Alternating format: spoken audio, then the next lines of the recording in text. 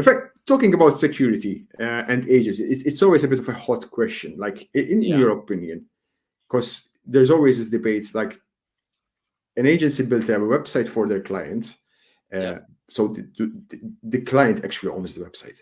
Yes.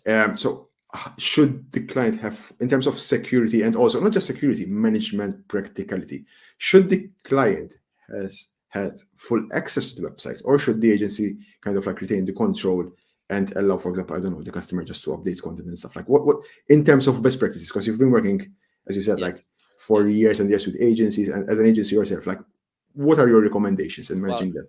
In my experience, I would always recommend that the agency or the professional, like the freelancer, um, keeps the management of the website to make sure that the website is always functioning properly. It's actually helping the business. It's improving if it needs to be improved. Okay, because normally in our field, like most clients that get a website design, they are not technical people, so it's not gonna be easy for them to even know what they have to do. So my recommendation is always that the professional actually does the management.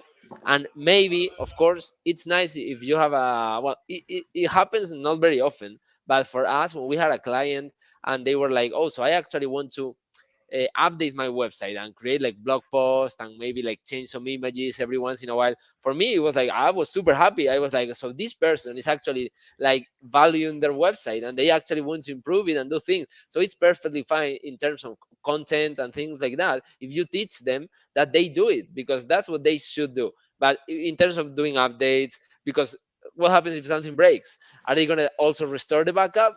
Are they going to talk with the hosting company if something is not working? Okay, so it's very, it's, there are two different things. So that would be for me, like a professional gets the management and the client, they can manage the content. And that's why in WordPress we have different roles and permissions, because it's this what it's meant for. Yeah,